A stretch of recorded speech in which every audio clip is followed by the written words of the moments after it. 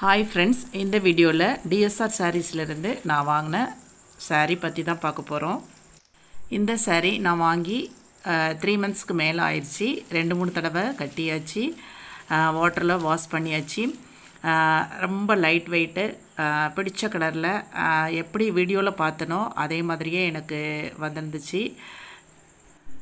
சாரீ பிரிக்கும்போது நல்லபடியாக வந்திருக்கணுமே அப்படின்னு ஒரு ப்ரேயரோடு தான் பிரித்தோம். வீடியோ எடுத்துகிட்டே பிரித்தோம். ஒன்றும் பிரச்சனை இல்லை, நல்லபடியாக வந்திருந்தது.